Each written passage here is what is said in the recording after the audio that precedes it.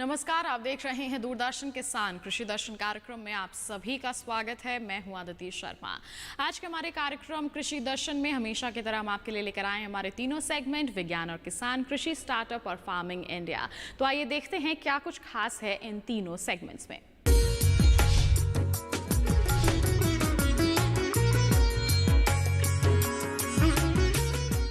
कार्यक्रम की शुरुआत करेंगे हमारे पहले सेगमेंट विज्ञान और किसान से।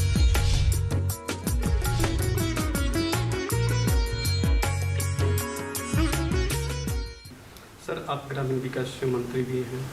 सर, ग्रामीण क्षेत्रों में हम देखते हैं कि मनरेगा के जो मजदूर हैं अभी काम सर बंद है लगभग, तो उनको एडिशनल सर वर्क कैसे मिलेगा, उसके लिए सर क्या कोई प्लान कर रहे हैं?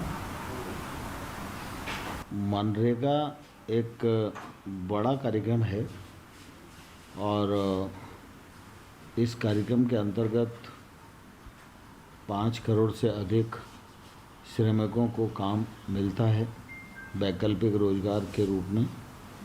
लॉकडाउन की अवधि में वो काम बंद हुआ, लेकिन व्यक्ति मूलक जो कार्य हैं उन कार्यों को अभी हमने अलाउ रखा है। जैसे कोई व्यक्ति अगर अपना कुआं खोद रहा है, कोई व्यक्ति अपना प्रधानमंत्री आवास बना रहा है, तो ऐसे जो व्यक्ति मूलक कार्य हैं वो देश भर में अभी चल रहे हैं। मनरेगा के अंतर्गत जितनी भी देनदारियां राज्यों की थी, चाहे वो मटेरियल की हों चाहे वो मजदूरी की हों, सारे पैसे केंद्र सरकार ने राज्यों को उपलब्ध करा दिए हैं, जिससे गरीब की जेब में पैसा पहुंचे और इस परिस्थिति का सामना करने में वो सफल हो। हम लोगों ने राज्यों को आग्रह किया है कि वो अपना वर्क प्लान तैयार रखें।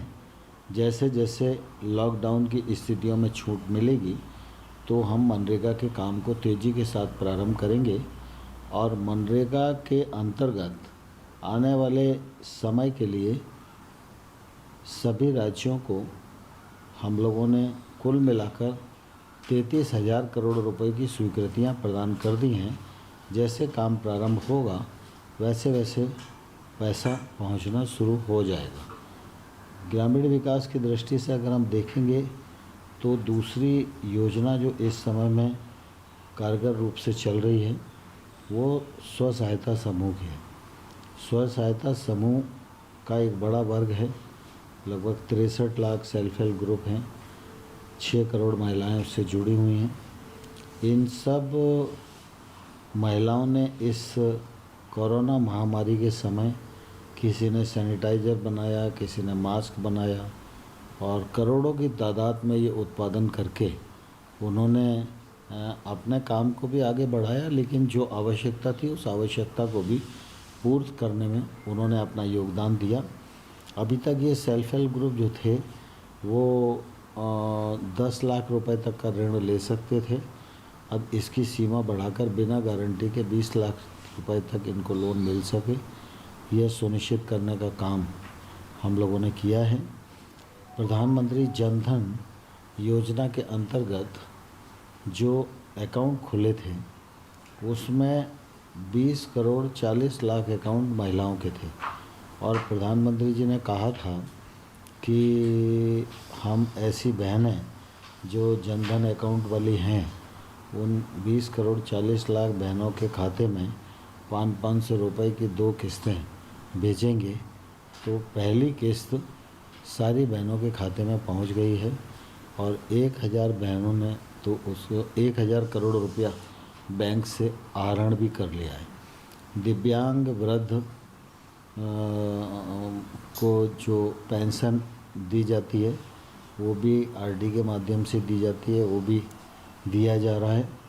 और पीएम किसान योजना के अंतर्गत जो पात्र किसान हैं उनमें 7 करोड़ किसानों को हम लोगों ने पीएम किसान की 2000 रुपये की इस साल की किस्त भेज दी है और उससे भी नीचे लोगों को पैसा मिला है, तो उसका फ़ायदा निश्चित रूप से लोगों को हो रहा है। जी सर, कृषि में हम देखते हैं कि फल है, फूल है और भी सर कच्चे माल हैं।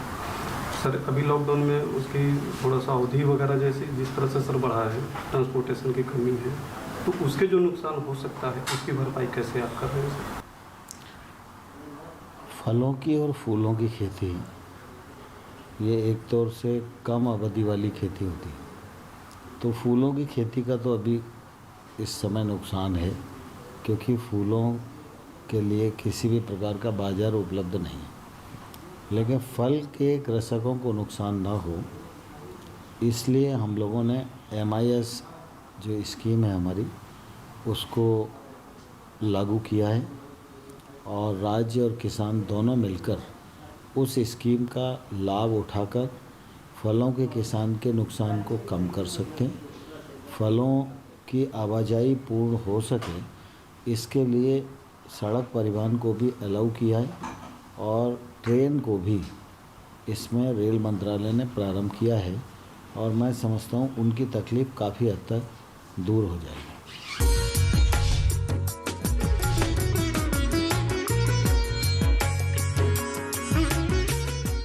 इसी के साथ कार्यक्रम में वक्त हो चला है एक छोटे से ब्रेक का। आप कहीं मत जाइए, ब्रेक के बाद आपको दिखाएंगे कृषि स्टार्टअप। बने रहिए दूरदर्शन किसान पर और देखते रहिए हमारा कार्यक्रम कृषि दर्शन।